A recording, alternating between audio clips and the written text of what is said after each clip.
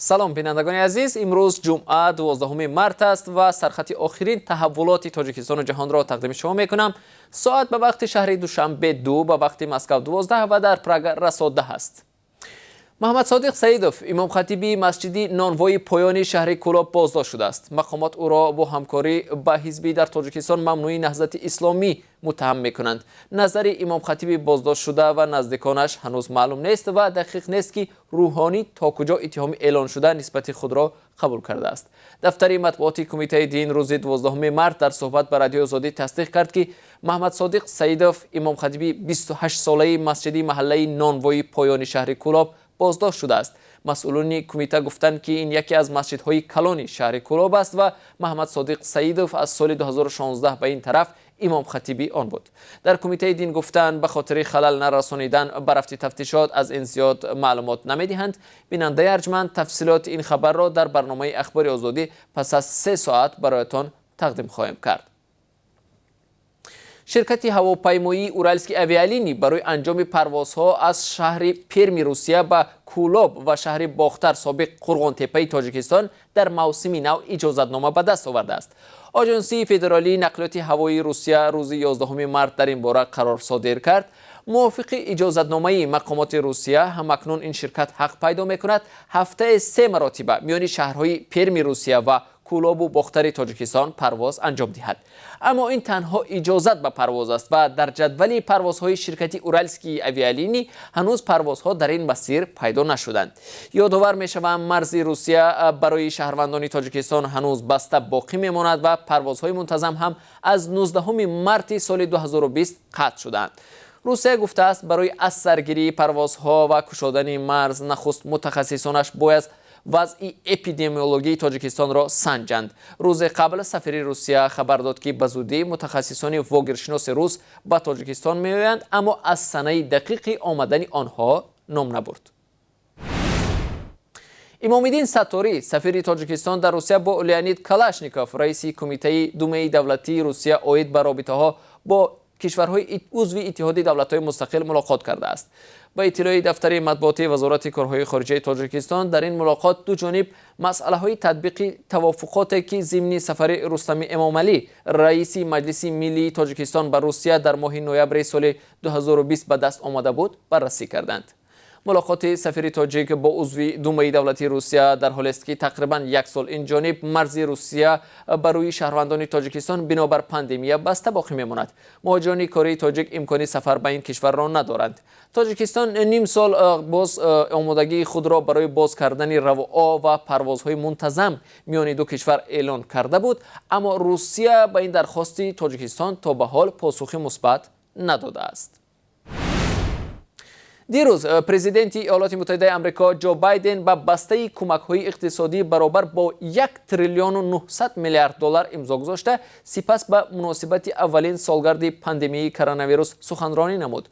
ӯ гуфт, ҳукумат талош дорад, ки то 1 май ҳар амрикоӣ ба балоғат расида ба ваксинаи зидди коронавирус ва ё бемории COVID-19 дастрасӣ дошта бошад ва умуман то 4 июл, рӯзи истиқлоли Иёлоти Муттаҳидаи Амрико, ҳаёти амрикоиҳо ба раванди маъмулӣ бозгардад.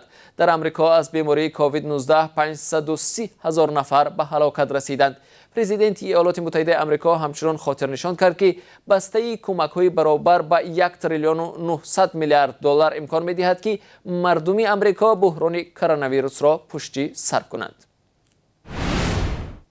صبح امروز چندی از ساکنان شهر دوشنبه از فوق‌العاده گران شدن نرخ بنزین در نقطه‌های فروش سوزشواری در پایتخت شکایت کردند.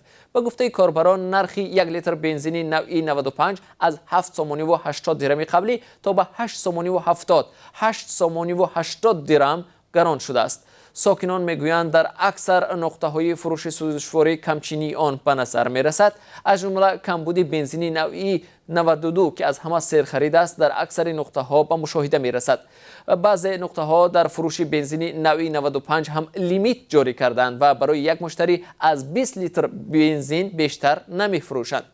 گرانشوی و کمچینی نرخ مواد سوخت نفتی در تاجیکستان در پسمنظر بالاروی نرخ نفت در بازار جهانی اتفاق افتاد. عین زمان نرخ یک بشکه نفت نوع برنت در بازارهای جهانی به $69 رسیده است. بیننده ارجمند، همکاران ما عین زمان پی تحقیق این موضوع هستند. سبب‌های گرانشوی و کمچینی نرخ مواد سوخت را پیگیری دارند، از مقامات پرسان میشوند و تفصیلات را در سامانه رادیو آزادی میتوانید پیدا کنید. در شهر دوشنبه نرخ کشانیدن پرتو که از ساکنان جمع آوری می شود گران شده است. با پیشنهاد رئیسان 4 ناحیه شهر دوشنبه تعریف های حق خدمترسانی برآوردن پرتو معیشی در پایتخت 20% بالا برده شدند. نرخنامه نو از 1 مارت سال 2021 آغاز می گردد. موافق نرخنامه نو ارزش پرتو کشانی برای یک ساکنی بینای بلند آشیانه ناحیه سینا که قبوری پرتو دارد از 3.20 درم قبلی تا به 3.80 درم بالا برده شد. نرخ پرتو به سر هر یک عضو خانواده از جمله کودکان نیز حساب کرده می شود. نرخ پرتو کشانی برای بیناهای بلند آشیانه که قبوری پرتو ندارند از 2.60 درم قبلی تا به 3.60 درم بالا برده شد. نرخنامه نوی حق خدمت رسانی برآوردن پرتو در ناحیه‌های پایتخت گوناگون مقرر شده است. آن از مسافه به پرتوگاهی اساسی واقع در ناحیه رودکی وابسته است و خراجات نقلیات به این نوبت گرفته می شود. حکومت ناحیه دنغره به یک عائله که اخیراً سگانیک ها را به دنیا آورد یک جفت گاو شیرده تحفه کرده است. روزنامه تاجیکستان نوشته است حکومت ناحیه دنغره به زلحیه بوتایوا که در روز مادر به او یک سر گاو و گوساله تحفه کرده است. زلحیه بوتایوا مادر 35 ساله ساکن دهه آستانه جماعت لاله‌زار 7 دکبر سال گذشته سگانیک به دنیا آورده بود. سگانیک ها یک پسر و 2 دختر می باشند. والدین این طفلکان وضع سلامتی آنها را خوب ارزیابی می کنند. به مناسبت روز مادران نمایندگان مقامات ناحیه دنغره به والدین این طفلکان یک سر گاو شیرده با گوساله‌اش تقدیم نمودند. گفته می شود که مقصد از هدیه نمودن چاروا به این عائله زیاد نمودن سرشمار چاروا در دهات دوردست ناحیه و خوب نمودن شرایط زندگی عائله های نیازمند می باشد. برای برقرارسازی مرحله دوم نیروگاه نارک بانک جهانی 36.5 میلیون دلار کمک بلاعوض و یا گرانت جدا می کند. چون این سازشنامه را حکومت و اساسیاسیون بین المللی رشد امضا کردند.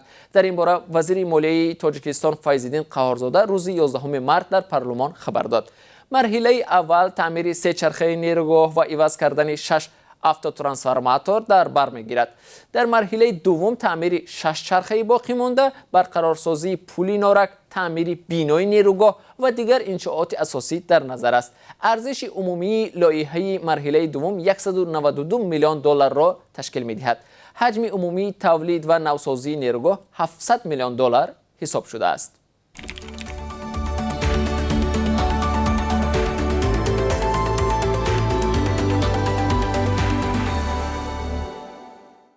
حالا درباره هشدار آب و هواشناسان تاجیک میگویم. در 2 روز آینده هوا در تاجیکستان سرد گشته، باران پرشدت و برف در نظر داشته شده است.